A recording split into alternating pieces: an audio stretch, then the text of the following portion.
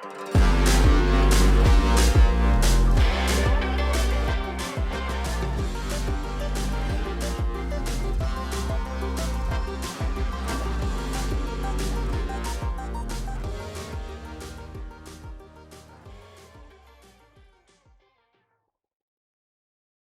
guys, welcome back to day 44 of reading through the Bible in a year. Today we're reading Exodus 33 through 36.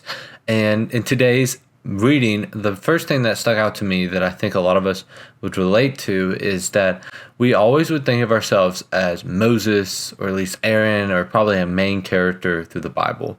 We want to relate to the best person in the story. When in reality, just by living in America, we're probably more like the Egyptians than we are the Israelites. Probably more like the Israelites than we are like Moses. And why is this?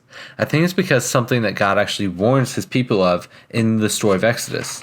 This is Exodus 34:12. Be very careful not to make treaties with the people who live in the land where you are going.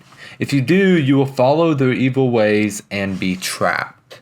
So from our modern culture, we think, oh, this is so evil that God would go into these people's lands, take their lands, and allow his people to live with them. In fact, I saw something that was once said, and it said something like 40,000, or it was a very, very large number. 400,000 people were killed in the Bible at the hands of God, but there's been like 12 that were killed by the hands of Satan, as was recorded in Scripture. So it's trying to point out, like, God's the bad guy in the Bible, you just don't see it. But what the story of Exodus is telling us is that they're going to go into a land that's full of very, very wicked, evil people that are doing very, very wicked and evil things. So God doesn't want them to make friends with these people. There are times, and a lot of people point out when they're hanging out with people they shouldn't be, that Jesus hung out with sinners, and that's true. But who we make our close acquaintances with, who we choose to have in the deepest parts of our lives, should be people that have the same values and beliefs as us, should be people that point us to Christ. We should not make treaties, and we should not live among evil people as the Israelites were doing. So this is a warning that we can still adhere to today, that we will not become intimate with people that are not intimate with Jesus, because if you become intimate with someone that is not intimate with Jesus, that will draw you into worldly desires. Then in Exodus 35, we get instructions of the Sabbath. And the Sabbath's been talked about a lot ever since the beginning of Genesis. You've been hearing about the Sabbath, about it's a day of rest, you must keep it holy. But for a second, I want to talk about how crazy the Sabbath is. I mean, to people that lived during this time, you have to think about something. We're going to have a day of complete rest. So that means I can't cook food, I cannot travel, I cannot prepare things. If something goes wrong, I have to sit here and watch it. Like, for example, if my livestock run away, I can't necessarily go get them. I have to rest on the Sabbath.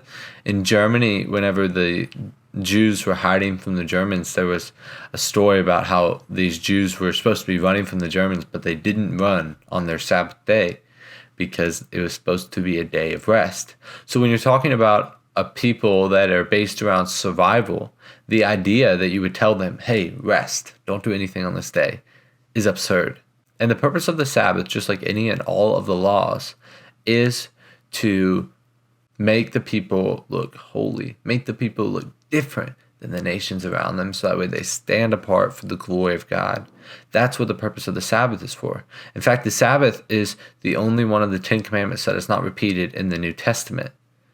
The Sabbath in Genesis, it says there was evening and there was morning. There was evening, there was morning, there was evening and the morning. And then on the seventh day, it just says, on the seventh day, God rested. Sabbath is the eternal rest of God. And glorifying that is by bringing people to Christ, who is the eternal rest of God.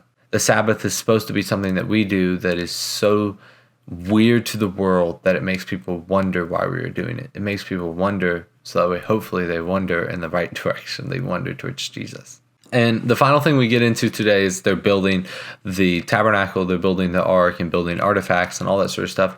My main suggestion for you, because I'm not going to dive into that sort of stuff too deep right now, is to simply just Google some pictures of the tabernacle, just Google some pictures of the ark, because I personally can't see it whenever I'm just reading it. I have to have a secondary source to help me out.